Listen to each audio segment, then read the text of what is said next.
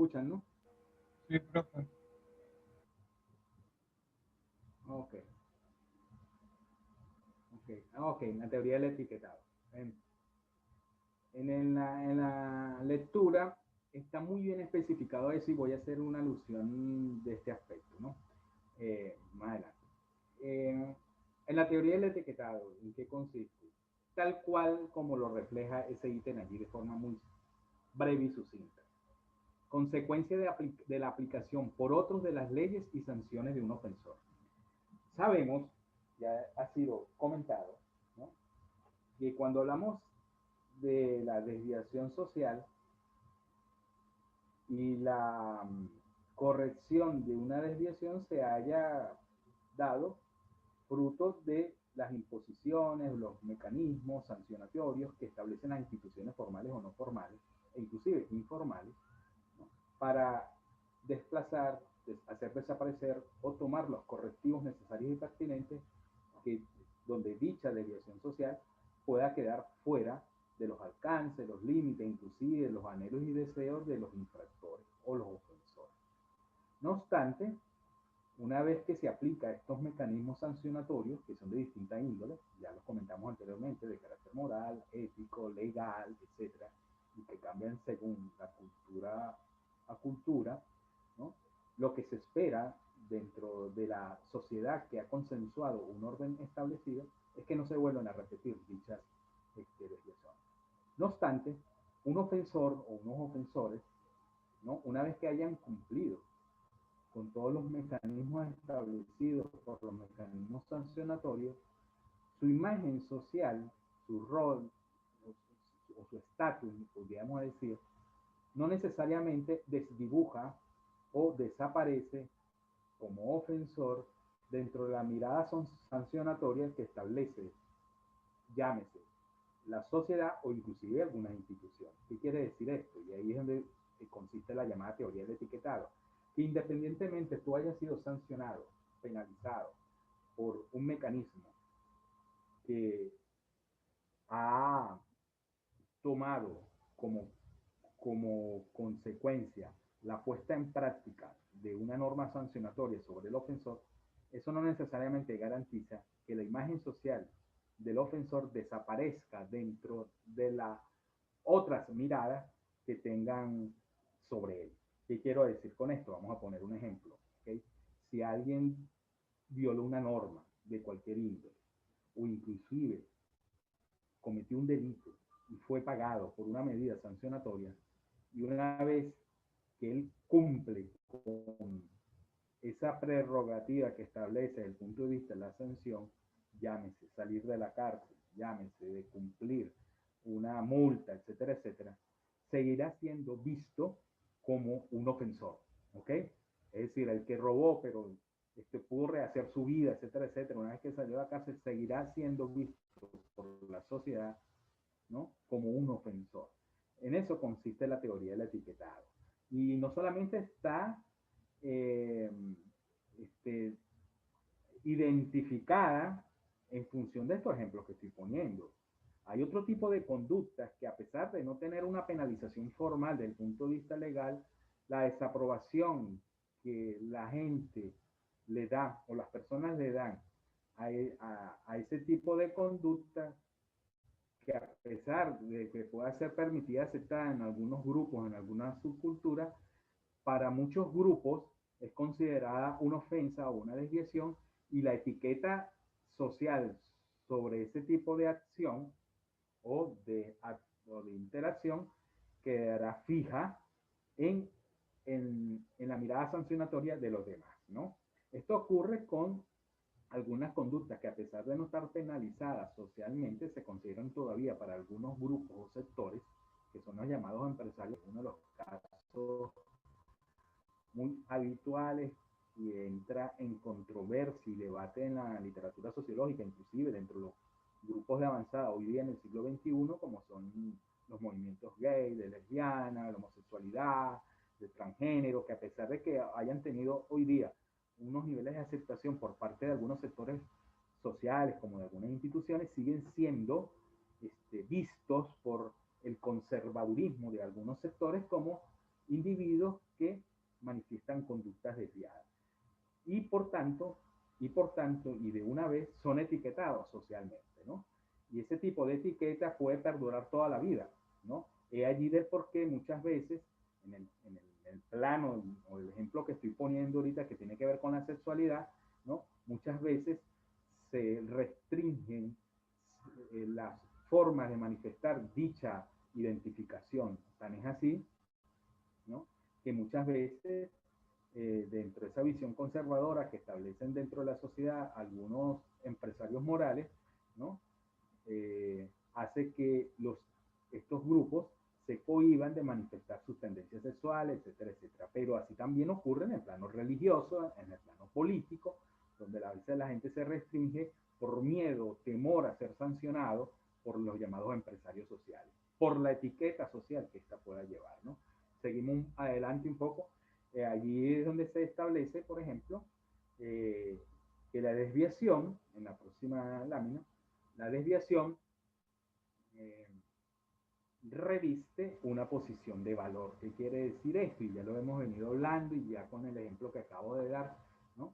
Es cuando esa posición de valor tiene que ver con una valoración ética o moral, y muchos sociólogos hablan de los llamados empresarios morales. No estamos hablando de empresarios formales que forman parte del mundo institucional de la llamada burocracia y organizaciones formales. No, estamos hablando de grupos, sectores, subculturas, ¿no? Que a través de su visión ética, moral, religiosa, establecen unos códigos de lo que significa lo aceptado o lo permitido o no permitido dentro de la sociedad, y son ellos los que llevan la bandera de la etiqueta social sobre aquellas conductas que no son afín a sus intereses, a sus valores, a su sistema de creencias, etcétera, etcétera.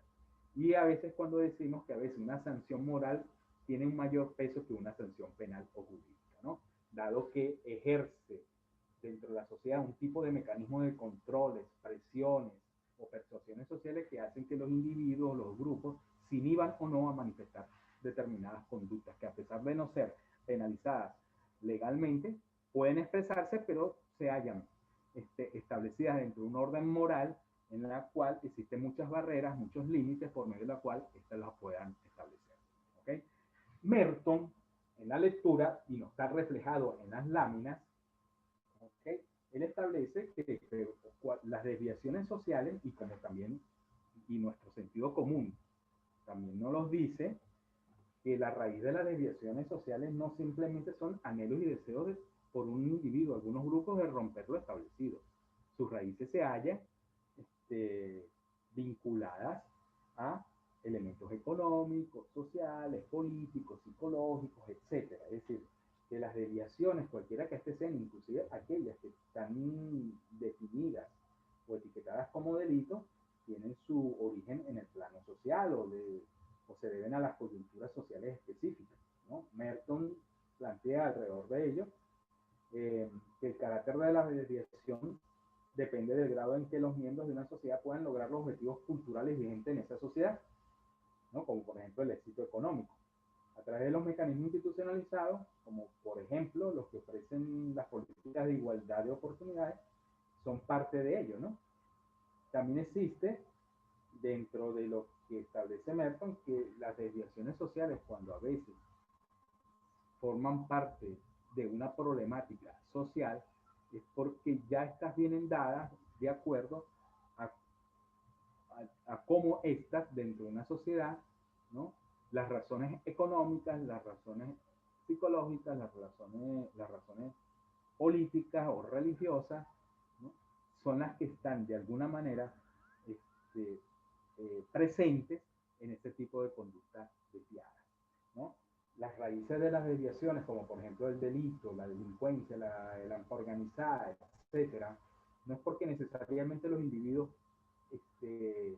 deseen desde el plano individual a desviarse porque lo quieren. Hay unas motivaciones que hacen o que determinan que este tipo de desviaciones sean de tal forma, independientemente que nosotros como sociedad condenemos ello, entiéndase el robo, el asesinato, el narcotráfico, el terrorismo, es decir, todo aquello que universalmente está etiquetado socialmente como una desviación y que están sancionados desde el punto de vista legal, ¿no?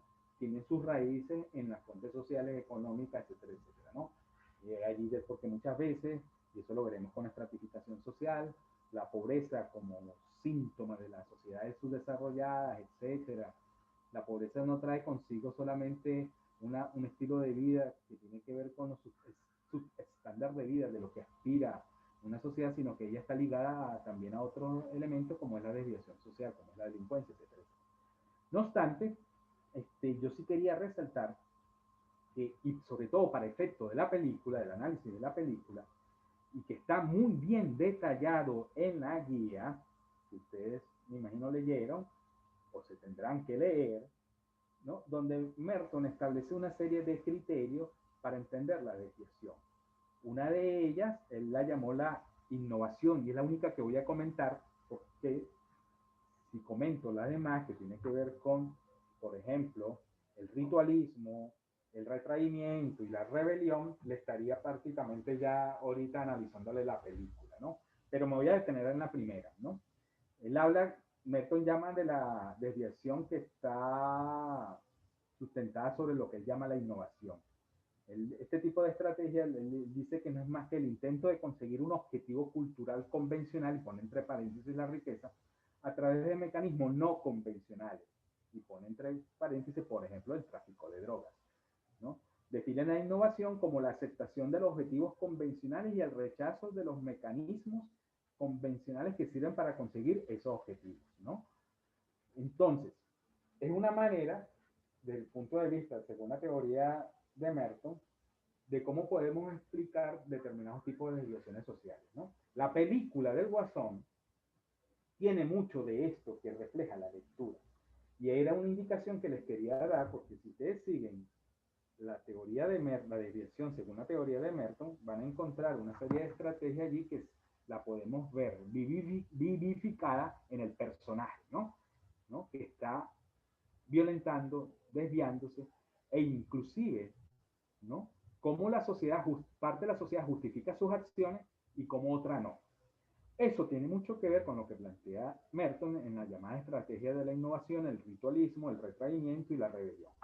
Y eso es lo que yo quiero que ustedes hagan, no solamente en relación a esto de lo que plantea Merton, sino a otros aspectos que tienen que ver con lo ya visto y comentado ahorita y lo que está establecido en la guía. Hay otro elemento que es consustancialmente ligado a la desviación, y que también de eso habló mucho Durkheim, que es la llamada anomia. ¿Cuándo hablamos de la anomia? Como lo dice allí, la anomia no es más que la ausencia o inexistencia de normas que conducen a una conducta desviada. La anomia es cuando en la sociedad la ausencia o la inexistencia de normas se hace un hecho en función de cuando los individuos, los sujetos sociales, ven en las mismas su inexistencia, o a pesar de que existan, no las aceptan como tal, y eso es lo que permite su desviación social. ¿Okay? La práctica consecuente, frecuente, sistemática de algunas desviaciones en contra de las normas hace que en un momento determinado las normas, los valores, las creencias, las regulaciones, las leyes no cuenten, no tengan ningún sentido para seguir la guiatura de lo que éstas tipifican, dentro de lo que debemos eh, cumplir, aprobar, etcétera, etcétera. Cuando esto existe, es cuando estamos ante una sociedad totalmente anómica. Quizá la sociedad venezolana pudiéramos hablar en algunos aspectos en relación a esta categoría, que a veces, ¿no? Producto de las crisis económicas, de las crisis sociales, de las crisis políticas, a veces el sistema normativo no cuente para nada para los individuos, ya que las mismas no garantizan el ordenamiento formal o las expectativas sociales que se esperan de ellos. Y por tanto, los individuos las violentan, delinquen y se desvían del rumbo de su guiatura, ¿no? De lo que significa una norma específica, ¿no? En cualquier plano, ¿no? Y eso hace que muchas veces hablemos de una sociedad anómica o hiperanómica, ¿no? Cuando los individuos no le hacen caso omiso a la existencia de todo ese corpus normativo que establece el orden dentro de una sociedad. Es, es ese tipo de, de fenómeno sociológico es lo que Durkheim plantea para justificar o argumentar del por qué se dan determinadas conductas desviadas en una sociedad. La anomia no es porque formalmente no existan las normas o los valores o las regulaciones. No, pueden existir, pero una vez que no están interiorizadas, codificadas, concientizadas dentro de los grupos de individuos, hace como si éstas no existieran. ¿Ok? La inexistencia no es porque no existan. Están, de hecho, siempre han estado. Pero cuando no están bien interiorizadas dentro de el llamado bien hacer por parte del accionar de las personas, es como si no existieran. ¿Ok? A eso nos referimos con la anomia. En la película van a ver mucho de eso. Y ustedes van a tener que identificar dónde existe la anomia, ¿no?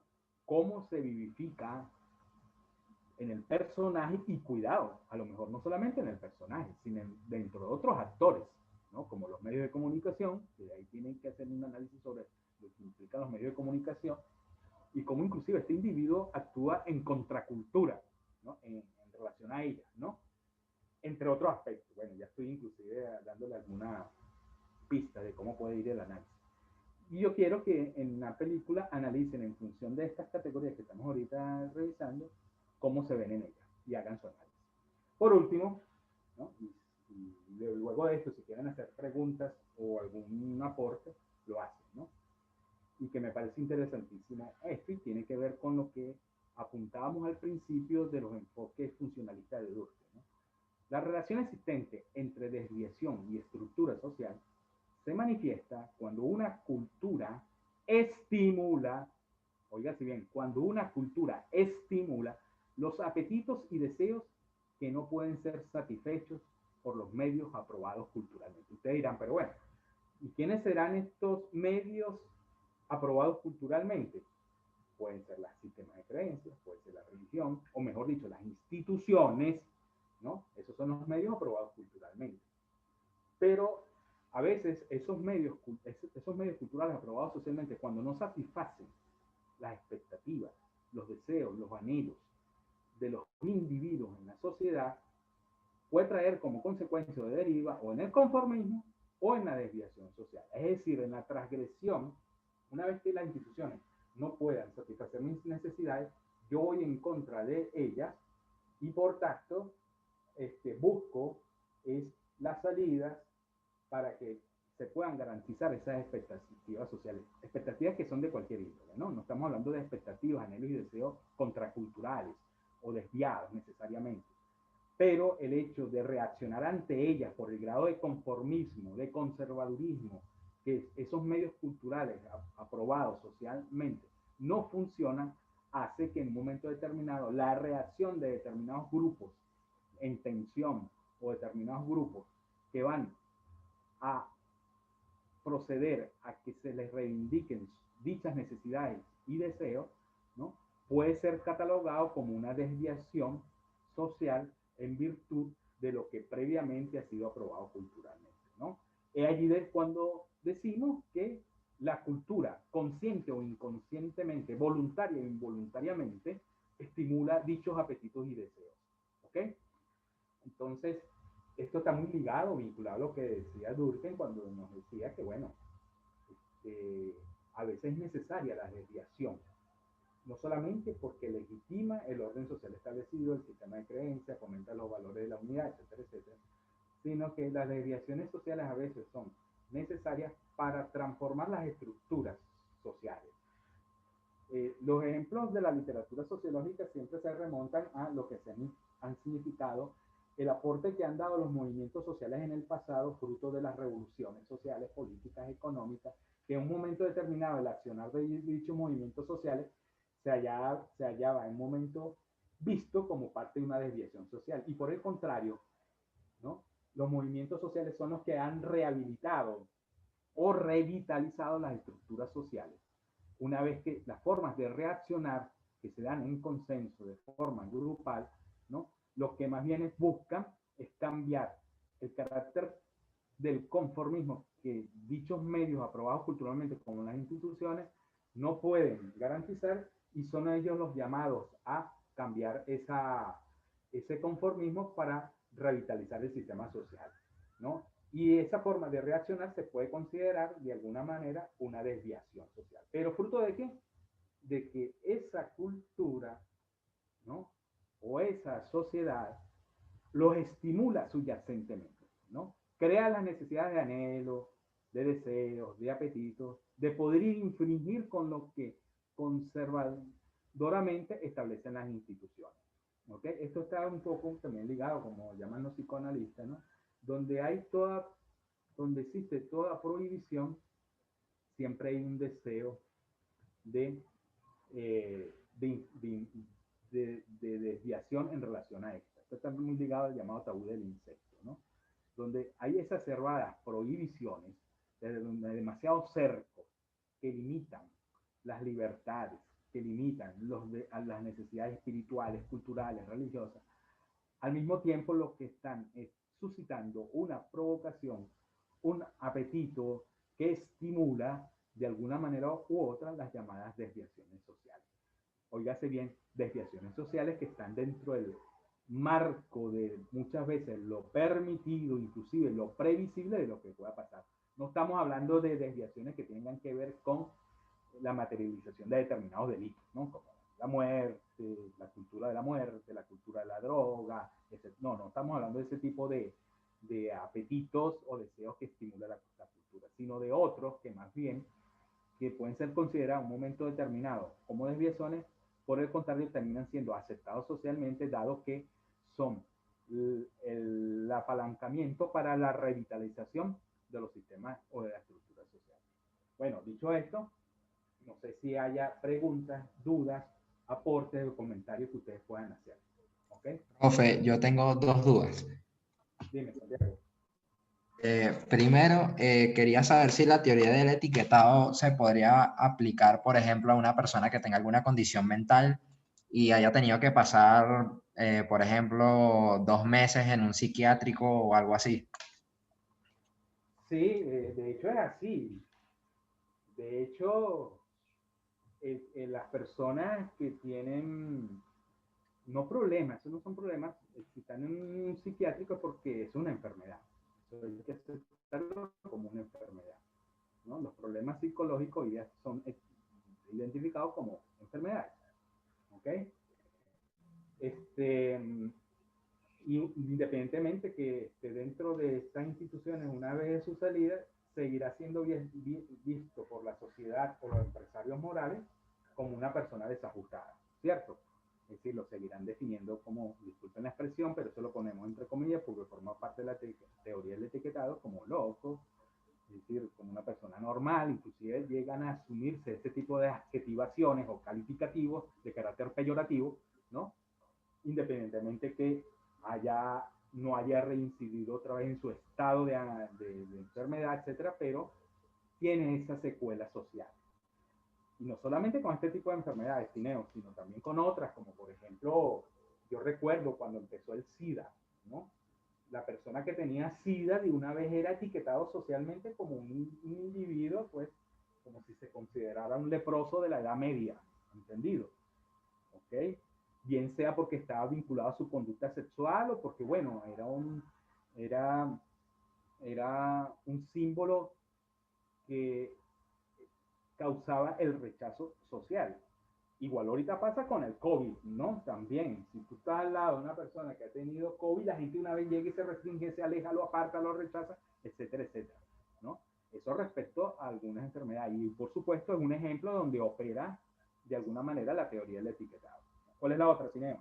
Okay, la otra es con respecto a lo que estabas en parte mencionando en el informe Okay. de los medios de comunicación en la película, porque yo sí noté algo interesante en la película, que te cuentan como un mismo hecho de dos formas diferentes. Y para resumirlo, o sea, digamos que podías leer un periódico donde decía que hay un payaso asesino y luego podías leer otro donde hay un payaso vigilante. Y entiendo yo por vigilante un antihéroe, por decirlo de alguna manera. Entonces, no sé si eso se relaciona justamente con el punto que estabas explicando entre la relación existente entre la relación y la estructura social. Así es, así es, así es. E inclusive tiene que ver con algunas de las estrategias que plantea la teoría mertoniana o de Merton cuando habla de la estrategia. No te la voy a decir ahorita porque te voy para el análisis.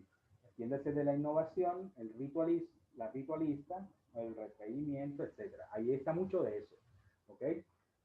Porque a lo mejor ustedes se pueden enfocar solamente en la lectura e interpretación sociológica del personaje.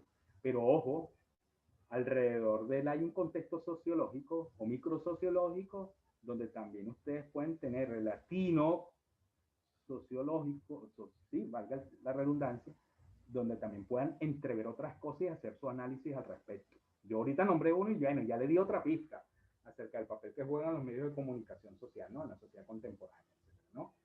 Que difunden lo que quieren difundir y esconden lo que, no, lo que les interesa esconder. Y sobre la base de eso hay toda una valoración ética o moral que necesita de su análisis y reflexión sociológica, ¿no? Y que está muy ligado a la desviación social, ¿ok? Donde inclusive subyacentemente se promueve el delito inconscientemente, ¿no? Bueno, no voy a decir más porque, bueno, ya estoy creo que entrando en el análisis de la película y eso es la tarea de ustedes hacia con el tema y luego hacia conmigo. Otra pregunta, dudas, reflexión. Andreina, Jorge, Ronaldo. Habla Jorge. Jorge, profesor, dos cosas. Uno, No te oigo bien, no te oigo bien. ya, ahora. Ya. Ok, Ajá. bueno, en el documento que nos envió, ahorita está hablando sobre esto de las personas que, para conseguir los objetivos sociales, los objetivos que nos invita la sociedad, cometen actos desviados, ok, para alcanzar esas metas. Y que también hay personas que, se quedan completamente ligados a lo que la sociedad les pide, pero no siguen los objetivos sociales. El ejemplo de estas personas que trabajan y hacen todo correctamente, pero nunca alcanzan los objetivos sociales, que es el éxito, el dinero, la fama, etc. Sí, sí, la ritualista. Este es como la introducción. La pregunta es, ¿personas como, por ejemplo, los docentes entrarían dentro de ese análisis? Es muy Los probable. docentes que se apegan a todo el protocolo social, pero no estiman o al aceptar ser docente, deben aceptar también que no van a obtener otros objetivos sociales como el éxito, el dinero, la fama, etcétera. Entre otros aspectos. Sí, puede ocurrir. Eso es un grado de llamado también dentro de la sociología llamado el conformismo, ¿no? El conformismo porque asumen una posición, esa es la posición ritualística, ¿no? En la cual no son promotores del cambio social, ¿no? Están enquistados dentro de algunos medios culturales, como lo dije anterior, como está establecido en la lámina, unos medios culturales aprobados socialmente que no inspiran, promueven, no solamente riqueza ni nada por el estilo, pues eso tiene que ver con el ejemplo de la guía, sino con otros aspectos que puedan coayudar, contribuir a la transformación de la sociedad, etcétera, etcétera, ¿no? Como están los otros, ¿no? Por el contrario, estimulan conductas desviadas, tipificadas también como delito, pero dentro del accionar social y dentro de la forma en cómo se han concientizado en algunos sectores, en algunos grupos, se asumen como parte de otro medio para alcanzar un fin, ¿ok? No importa la vía, que es lo que decíamos anteriormente, no importa los mecanismos convencionales, sino que buscan otras alternativas para alcanzar lo que promueve la sociedad, estatus, esa posición acomodaticia, etcétera, pero me valgo de otros medios que no están aprobados socialmente, pero que muchas veces, según la sociedad, son formas de también cómo llegar a ellos, ¿no? Yo creo que en nuestras sociedades ocurre mucho eso, ¿ok? Cómo necesariamente sin delinquir o haciendo las artimañas, las formas de cómo puedo enriquecerme o tener estatus, etcétera, por vías no convencionales, ¿no? Lo alcanzo y eso me parece natural. Se naturaliza esa práctica social en algunos grupos, en algunos sectores, en algunos individuos, y eso hace pues que la desviación social pueda tener, pueda ser definida, no solamente en términos de que si bien está etiquetada socialmente como una conducta desviada propiamente dicho, para otros sectores es una forma naturalizada de alcanzar los objetivos que promueve una sociedad de la cultura. Es allí de por qué muchas veces en algunos sectores, en algunos individuos, justifican sus acciones porque dentro de esa atmósfera que no está, que tiene sus raíces en las desigualdades sociales, en la no igualdad de las oportunidades y accesos de todos los individuos en la sociedad, estimula otros tipos de apetitos que no van por la vía convencional y bueno, y muchos sectores justifican su acción de esa manera. ¿Ok? ¿Qué otra cosa, Jorge? La tercera postura que puede asumir una persona, que es ni asumir conductas desviadas, asumir conductas desviadas y tampoco querer los objetivos o las metas que la sociedad propone. En lo que envió hablaba, por ejemplo, de los mendigos, los vagos que simplemente funcionan en paralelo a la sociedad, no siguen las conductas normales de la sociedad, ni siquiera esperan obtener nada con eso, metas sociales. Pero entonces en ese análisis me di cuenta que no necesariamente una conducta desviada es una conducta que se vea como mala. Porque, por ejemplo, tienes a los monjes o a cualquiera de estas personas espiritistas que nadie los ve como que estén haciendo daño, pero ni sus conductas ni sus objetivos están acordes a lo que la sociedad indica. O promueve, o fomenta, etcétera, etcétera. Muy bien, sí.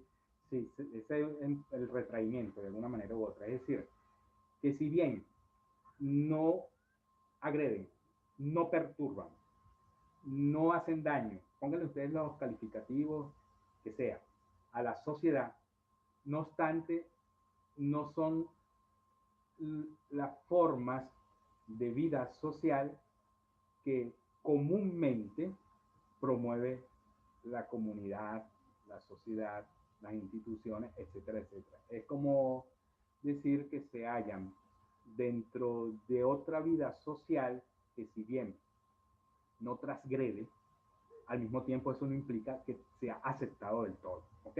La pobreza, ¿ok? Los mendigos. Siguen siendo conductas desviadas a pesar de eso.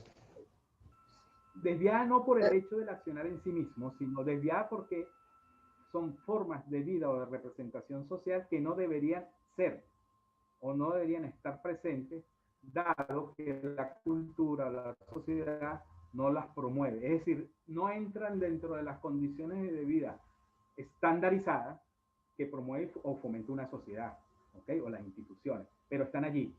E inclusive, tan es así que por los empresarios sociales morales pueden ser etiquetadas como desviados, el pobre, el mendigo, se ve como loco, etcétera, etcétera. Inclusive tienen esas etiquetaciones, a pesar que no están haciendo nada de forma, en algunos casos, de transgredir el orden social establecido. ¿Okay? Eso tiene sus raíces, como lo decíamos anteriormente, en las desigualdades sociales, ¿no? Que tienen que ver con el orden económico, político, que hablaremos más adelante en el tema de estratificación. Pero por el solo hecho de no estar dentro del ordenamiento, la guiatura de lo que promueve la sociedad, puede considerarse una desviación en ese sentido. Está terminando la clase, ¿cierto? Sí, quedan 3 minutos. Ok, bueno. No les queda más a ustedes que retomar la lectura, más los elementos explicativos que di hoy, las plantillas que se pusieron aquí, y poner en práctica eso que vimos hoy, lo que está en la guía, en el análisis de la película. ¿Entendido? Aguarden por correo la dirección, el ID y el código de acceso para la próxima clase que tiene que ver con estratificación social. Recuerden que el informe me lo van a entregar la próxima semana, el jueves de la próxima semana, que creo que es 21. ¿Ok? Lo dejamos hasta aquí porque se va a cortar la comunicación. Hasta luego.